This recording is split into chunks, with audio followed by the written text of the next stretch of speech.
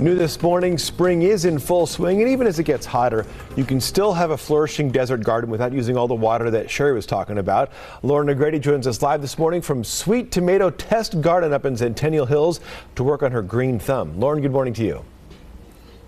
Good morning. Yes, that's right. We are getting our green thumbs. Whether you got a green thumb or black thumb, talking about some tips here to get gardening. Joined by Kate Smith of the Porch Pepper Project. Now, Kate, what are some water conservation things to keep in mind in our desert small gardens here? Yes, definitely. So, we do live in a desert, so water is on the forefront of the mind. There's several different things that you can do, even in your small space container garden. Mainly what you want to do is make that soil into a sponge. And you can do that by what we talked about earlier, creating your own compost and using organic materials so that that water is holding inside of the soil instead of running off. You can also utilize mulches on top of the soil to combat evaporation. And both of those things together are really going to help keep the soil moist and keep the plants thriving.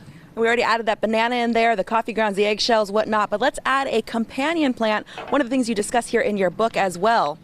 So how does that deter pests, you were telling me? Yeah, so companion planting is a great first defense. So kind of skip the pesticides, you can companion plant. This is a basil plant that we're going to plant in here with this tomato. We'll plop it right there.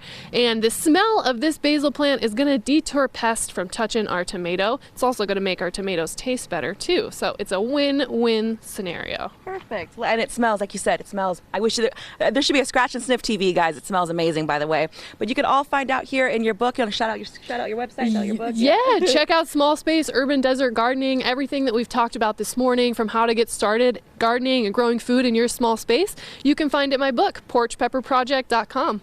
Thank you so much for showing us and planting with us this morning. I'll send it back to you guys live from Centennial Hills. Lauren Negrete, 8 News Now. Back to you guys. All right, Lauren, thank you very much. Lots of great resources if you want to get your gardening going.